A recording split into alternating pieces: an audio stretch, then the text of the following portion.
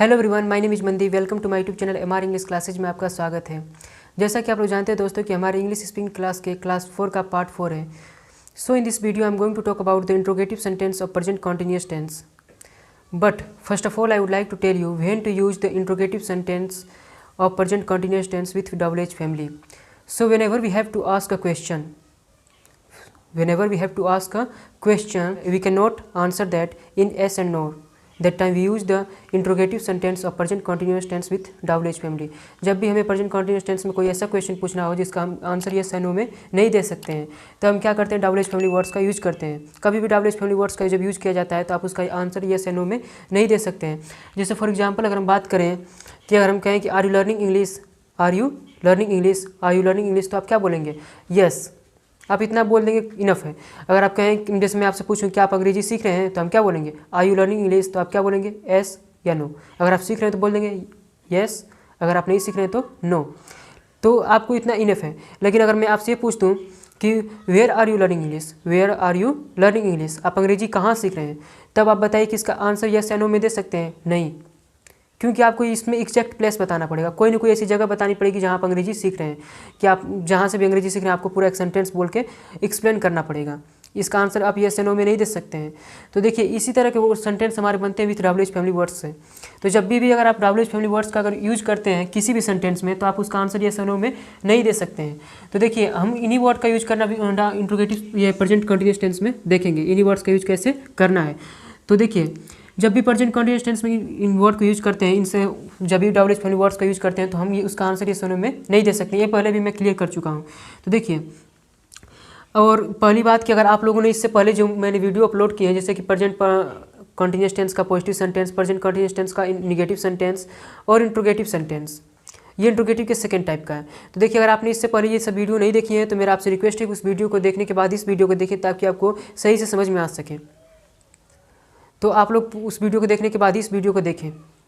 I hope आप लोग वो वीडियो देखी होंगी। तो देखिए अगर आप लोगों ने वो वीडियो देखा है तो आप लोगों को अच्छी तरह समझ में आएगा।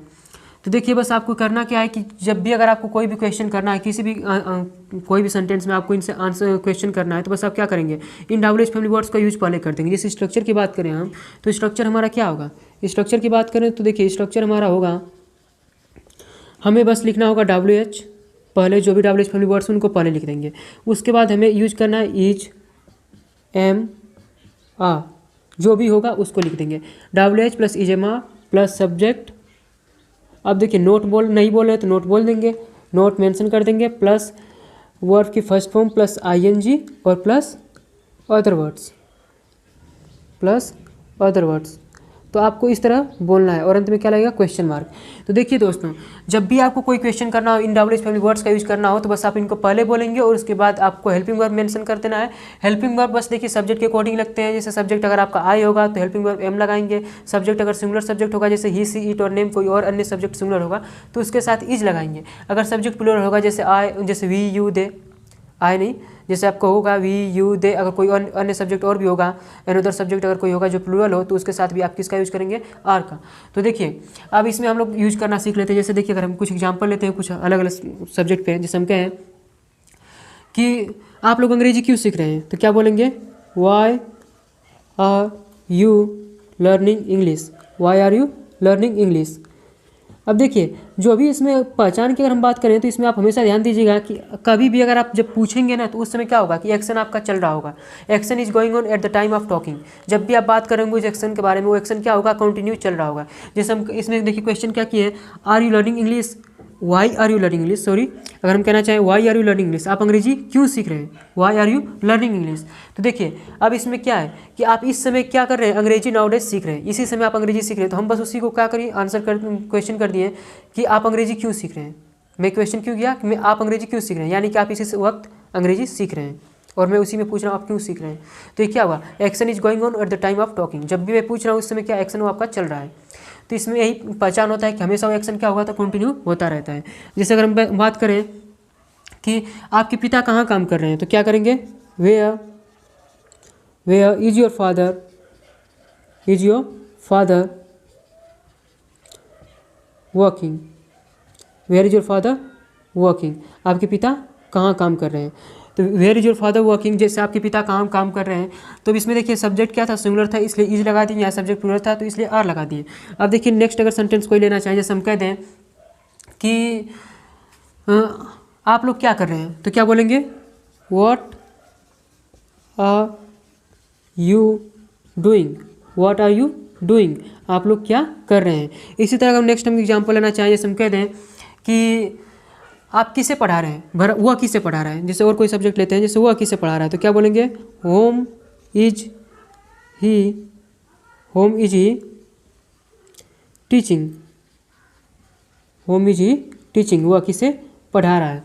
इसी तरह नेक्स्ट एग्जाम्पल लेते हैं, जैसे अगर हम कहना चाहें कि कौन आपको गाली दे रहा है, कौन आपको गाली दे रहा है, जैसे हम कहना चाहें कि आपको कौन गाली दे रहा है, तो क्या बोलेंगे, who is abusing you, who is abusing you, कौन आपको गाली दे रहा है। जब भी कौन से क्वेश्चन किया जाता है, हु से क्वेश्चन किया जाता है, तो आपको बस क्या करना है कि अगर सिंगुलर सब्जेक्ट आपको थोड़ा सा लगे कि अगर आप सिंगुलर सब्जेक्ट से कि इसके बाद क्या होता है, इज का प्रयोग किया जाता है, कौन आपको गाली दे रहा है, हु इज अब्यूजिंग यू, कौन बोल रहा है, हु इज स्पीकिंग, कौन सोच रहा है, हु इज थिंकिंग, कौन प्रैक्टिस कर रहा है, हु इज प्रैक्टिसिंग, कौन अंग्रेजी सीख रहा है, हु इज लर्निंग इंग्लिश। पर अगर आपको कई लोगों के बारे में बात कर रहे हैं, कौन से क्वेश्चन कर रहे हैं, जैसे कि कौन अंग्रेजी सीख रहे हैं, यानी कई लोग हैं, अगर हम इस तरह बात करें कौन अंग्रेजी सीख रहे हैं, एक नहीं बल्कि एक से अधिक लोग हैं, तो बोलेंगे हु आर लर्निंग इंग्लिश। कौन पढ़ा रहे हैं, कौन पढ़ा रहे हैं, यानी कि कोई एक नहीं कई लोगों की हम बात करें, कौन पढ़ा रहे हैं, कौन पढ़ा रहे हैं, तो क्या बोलेंगे, हु आर टीचिंग। तो देखिए अगर बहुत लोगों की बात करेंगे हु से क्वेश्चन करेंगे तो आर का यूज करेंगे, अगर एक लोगों की बात करेंगे तो इज का यूज करेंगे। इसी तरह देखिए अगर हम नेक्स्ट एग्जांपल की बात करें, जैसे अगर हम कहना चाहें कि आप अंग्रेजी कैसे सीख रहे हैं, तो क्या बोलेंगे, how are you learning English, how are you learning English, आप अंग्रेजी कैसे सीख रहे हैं। तो इस तरह आप लोगों को क्या करना है कि क्वेश्चन बनाना है। तो जब भी अगर आपको लोगों को पूछना होगा कि WH फैमिली वर्ड्स का, तो बस आपको क्या करना है, WH फैमिली वर्ड्स का यूज पहले करना है और उसके बाद कोई हेल्पिंग वर्ब का यूज कर देना है और फिर जो भी सब्जेक्ट होगा उसको मेंशन करेंगे। और अगर आप नहीं बोल रहे हैं तो नोट मेंशन कीजिएगा, नहीं तो फिर वर्ब की first form plus ING plus other words. कुछ और एग्जाम्पल ले लेते हैं, जैसे कि देखिए अगर हम कहना चाहें कि जैसे फॉर एग्जाम्पल अगर हम कहें कि वह आपकी मदद क्यों नहीं कर रही है, वह आपकी मदद क्यों नहीं कर रही है, तो क्या बोलेंगे, why is she not helping you, why is she not helping you, वह आपकी मदद क्यों नहीं कर रही है, why is she not helping you. Next example अगर हम बात करें, जैसे अगर हम कहें कि हम लोग क्या मेहनत नहीं कर रहे हैं, हम लोग क्या मेहनत नहीं कर रहे हैं, तो क्या बोलेंगे। अब देखिए क्या हम शुरू में नहीं कह रहे हैं, हम बीच में कह रहे हैं, तो इसलिए जब इस तरह क्वेश्चन किया जाए कि हम लोग क्या मेहनत नहीं कर रहे हैं, तो क्या बोलेंगे, what are we not working hard, what are we not working hard, क्या हम लोग क्या मेहनत नहीं कर रहे हैं। नेक्स्ट एग्जाम्पल अगर हम बात करें, जैसे हम कहें कि चपरासी घंटी कब बजा रहा है, चपरासी घंटी कब बजा रहा है, when is the peon ringing the bell, ringing the bell, चपरासी घंटी कब बजा रहा है, when is the peon ringing the bell। इसी तरह अगर हमें कहना हो कि आप लोग प्रैक्टिस कब कर रहे हैं, आप लोग प्रैक्टिस कब कर रहे हैं, तो क्या बोलेंगे, when are you practicing, when are you practicing, आप लोग प्रैक्टिस कब कर रहे हैं, when are you practicing। इसी तरह नेक्स्ट एग्जाम्पल हम बात करें, जैसे अगर हम कहना चाहें कि जैसे फॉर एग्जाम्पल अगर हम कहें कि वह किसे पढ़ा रहा है, वह किसे पढ़ा रहा है, तो क्या बोलेंगे, home is he teaching, home is he teaching, वह किसे पढ़ा रहा है। नेक्स्ट अगर हम एग्जाम्पल की बात करें, जैसे हम कहें कि वह किसकी मदद कर रहा है, किसकी नहीं, अगर चाहे मान लीजिए हम नेक्स्ट एग्जाम्पल लेते हैं, जैसे कि वह किसे प्रैक्टिस करवा रहा है, वह किसे प्रैक्टिस करवा रहा है, तो क्या बोलेंगे, home is he making practice, home is he making practice, वह किसे प्रैक्टिस करा रहा है, home is he making practice. तो वह किसे प्रैक्टिस करवा रहा है, home is he making practice.